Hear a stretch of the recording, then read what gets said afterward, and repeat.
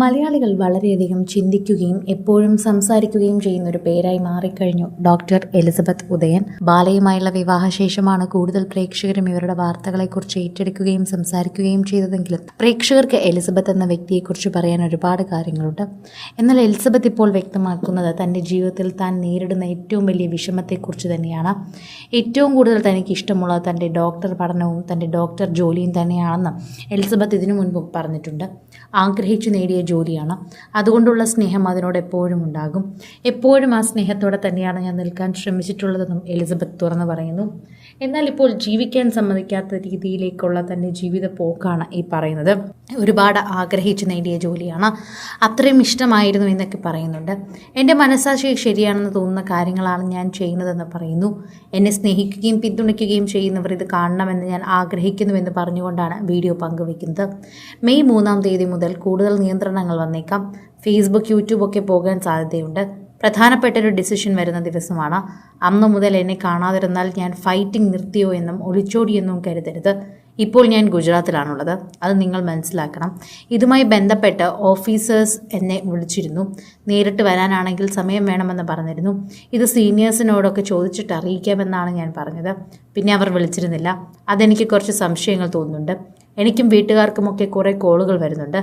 കേസിനൊന്നും പോകണ്ട, എന്തിനാണ് വെറുതെ ഇതിന് പിന്നാലെ നടന്ന് സമയം കളയണ്ട എന്നൊക്കെ ചോദിക്കുന്നവരുമുണ്ട്. എൻ്റെ വീട്ടിലേക്കും ചിലരൊക്കെ വന്ന് എന്നെ അന്വേഷിച്ചിരുന്നു. അന്ന് വീട്ടിൽ CCTV ഉണ്ടായിരുന്നില്ല. എന്താണ് സംഭവമെന്ന് ചോദിച്ചപ്പോൾ അവരൊന്നും പറഞ്ഞുമില്ല.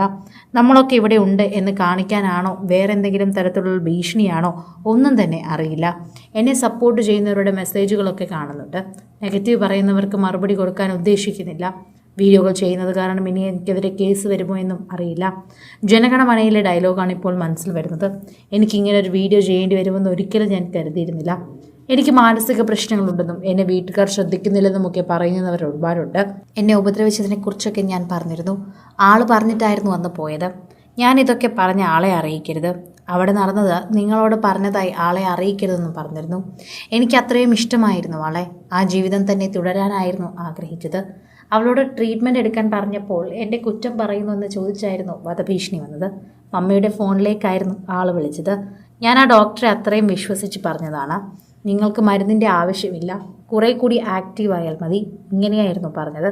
പുള്ളിയും സൈക്കാട്രി ട്രീറ്റ്മെൻറ്റ് വേണമെന്ന് ആവശ്യപ്പെട്ടിരുന്നു. എൻ്റെ ദേഹത്ത് പ്രേതബാധയുണ്ടെന്ന് പറഞ്ഞ് കുറേ പൂജകളൊക്കെ നടത്തിയിരുന്നു.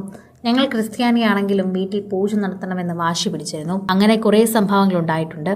ഇതൊന്നും പറയാതെ വച്ചതാണെന്നും ആവശ്യം വന്നപ്പോൾ പറയുന്നതെന്നും എലിസബത്ത് കൂട്ടിച്ചേർക്കുന്നുണ്ട്. പ്രണയവിവാഹത്തിലൂടെയായിരുന്നു എലിസബത്ത് ബാലയുടെ ജീവിത പങ്കാളിയായത്. ഇടയ്ക്കിടയ്ക്ക് വെച്ച് വേർപിരിയുന്നുണ്ട് ഇരുവരും. അതിന്റെ കാര്യങ്ങളും വാർത്തകളിൽ വന്നിരുന്നു.